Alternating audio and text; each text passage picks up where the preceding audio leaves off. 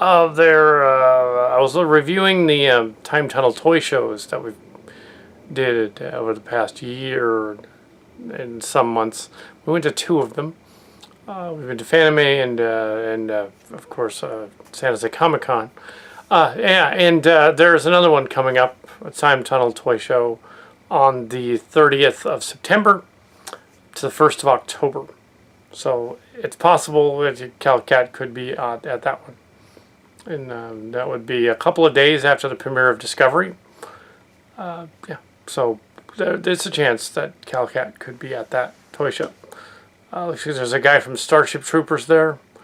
And carry either way, but yeah, they would be fun to do another one of those because they're fairly inexpensive to go there and go there and hang out there. Just as long as you don't really buy much of anything. We don't have a booth yet, even though we promised to have a booth. We don't have one. So, nope, not yet. Yeah, we were wishful thinking. Anyway, so yeah. And currently, I guess it's not really an update, but there's no word on like anything just yet. There's a doing a Starship location story. That's about it. Not ready yet, so we're not going to release it yet. Talk about it yet. Anyway, so yeah. And the live blog game, we're going to be doing some preliminary early thing with that shortly. So anyway, yeah, just to do the, it was more of a blog before it's a game. Anyway, so yeah, nothing new on the other stuff. We did go back to the stories and did get a model. When I was there, I got a model of the Deep Space Nine runabout. It is from the 90s. Have not put it together yet. It's probably not actually in the movie Chimera because there's no part in the script for a runabout, but it could be in something later. Yeah, or in the background in the movie, and like pickup shot of the station. Yeah, because we haven't done B unit role on the station too much. Yeah, we do have permission to do B unit stuff, just not the main characters that Mark Hartz is playing. So he wants to do those. Anyway, so yeah, things are going on though. Things are happening. So there you go. Yeah. But there's a toy show, and yeah, there was going to be a Carter thing. We don't have a script, so we're not going to just do something without a script, without any kind of an outline. And the Transformer thing, if we weren't already in pre-production for the Transformer thing yet, it's not going to be 2017 because it's already September, coming up in a month, 15 days. Yeah, so 2018 for that. Yeah, so I'm trying to get other stuff. I did watch some of the footage from the Las Vegas convention that somebody posted online. We didn't, because we didn't go. We were not there. Some of the other cast did go to the Vegas convention. It was really awesome. But yeah, there's no link to their stuff. It's just linked to other people's stuff. No point in that. We're not associated with them. The other stuff is not the people that we know. So you can't just link to random strangers. So yeah. Thanks. This is the living room, often seen in all my other videos. Yeah, it hasn't been seen in a while, but this was the bridge set and some of the other sets of Star Crackers, the Sphere of Influence, back in the day. This is the actual set of that. Well, it's a living room.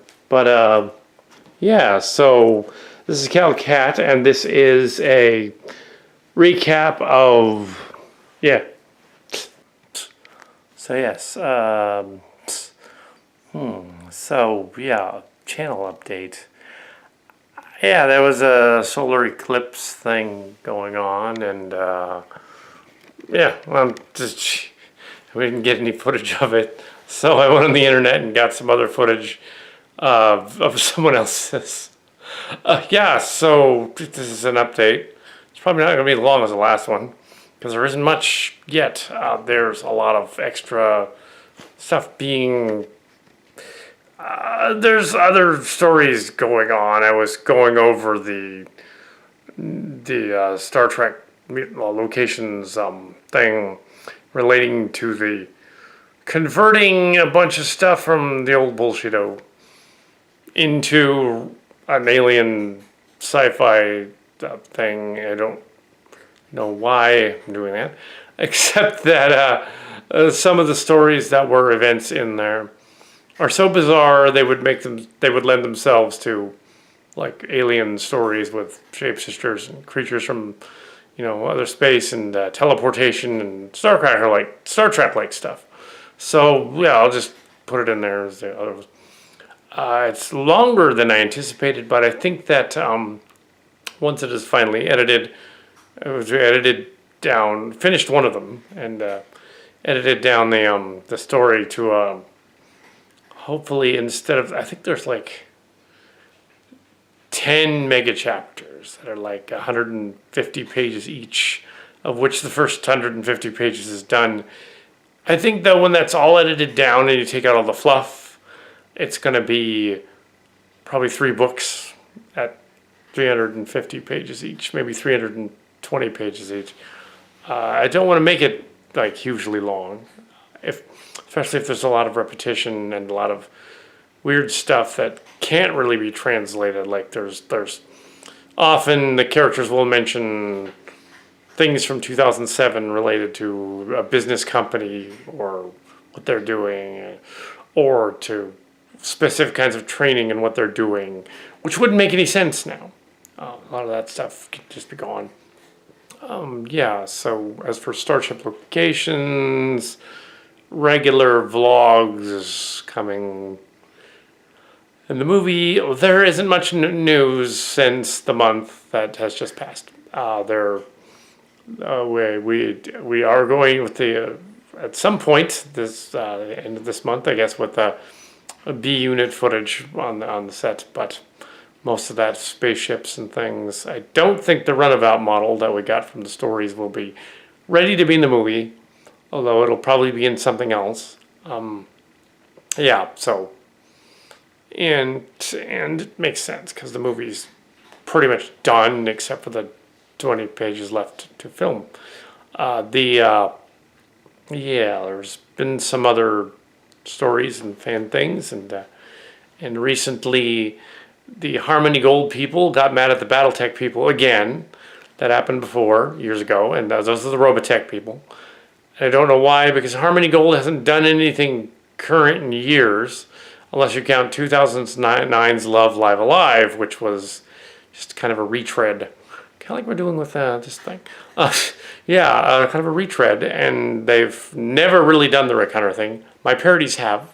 They're not in danger, though. I don't think Harmony Gold is going to come after a guy making up fan films with Robotech characters, although some of those have been taken down. But they were usually more ambitious and they used the music, and this doesn't use the music. I make up my own music, so there you go. So it's fine. Anyway, they're basically just Starship Chimera and blocking, making that make sense. Assuming there's going to be a website with the parameters of the game, what goes on in it, how it works, how the vlog works, and all that.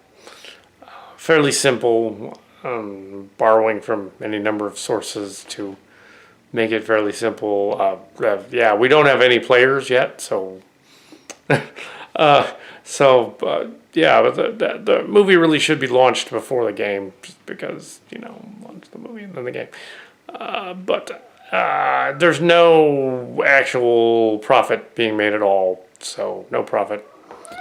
Shouldn't have any problem with that. So in the end, there is it's a Star Trek parody series thing.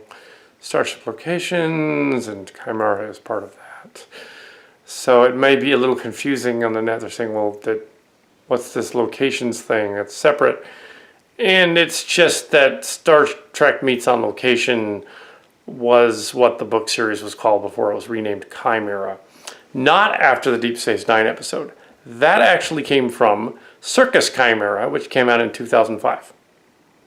The Circus Chimera had come to the Bay Area. That's yeah, it has nothing to do with Deep Space Nine, actually. So, although in the script it does, but yeah, but they changed the name. Yeah. Actually, in the movie, none of the names are changed because it's a parody, and yeah, the names are used, but no one's making a profit. So, and there's no AdSense, and there was no Kickstarter. We've been over that. Anyway, so yeah. As a recap, there's just the storybooks. It takes a long time to edit the storybooks. Yeah, as for the other stories, yeah, sure. Brown Productions doing lots of other things as well. Release of Distant Destinies is coming back. Starcrackers is coming back. 2 or 3 other storybook series we've been working on, they're coming out. They're brand new, including a stoner comedy set in the on-location universe, which should be fun, and several others that are sort of in between, and short stories that we did back in the day that also got compiled into story. We basically haven't thrown much of anything away. We've reinvented and rejiggered the earlier stories into good stories. We've taken the germ of good idea and made good stories out of them. They'll be coming soon. Anyway, so yeah, the parody stuff's just easier. Anyway, so as we go through the end of summer into winter, yeah, that's what's going on. And what else is there? Oh yeah, Transformers: The Last Knight did so poorly, it's unlikely they're going to make another one.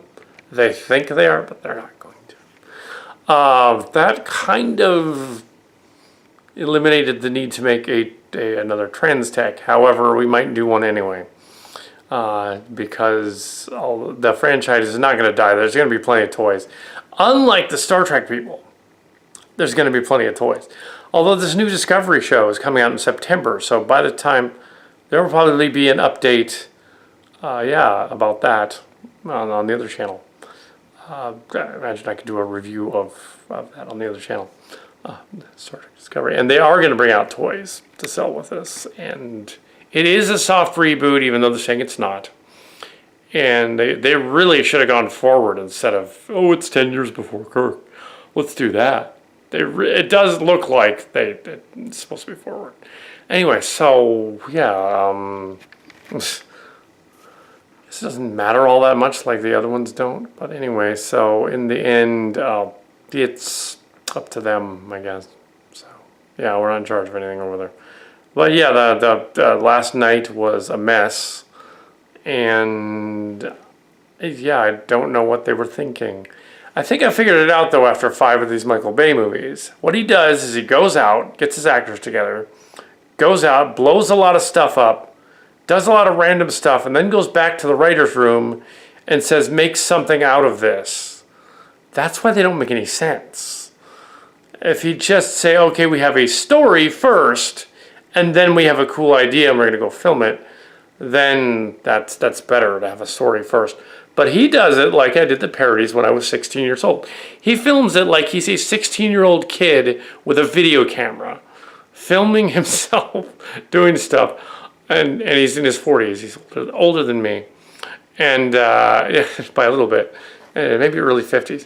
But yeah, so yeah, he's filming it like he's a teenager, and he just doesn't know what he's doing. He doesn't care either. So even Mark Wahlberg is like, I don't want to do any more of these. Well, they can cast me. How hard can it be? I'm going to say a line. Look, there's an invisible transformer over there. Yeah, they've already got Mark Cards' real name as his character, so yeah, he should get royalties. But oh well. Anyway, this is the channel update thing on the bridge. Yeah. So we're down the set here.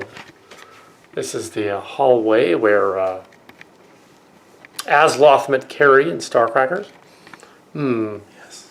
This is the actual hallway where that happened. It's hilarious.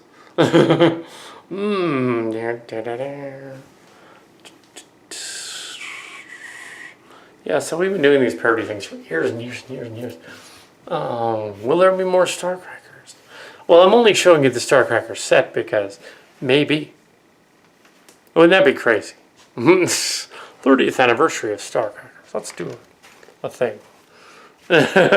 Kickstarter. Yeah. I'm sure that Captain Carey would like to be in this.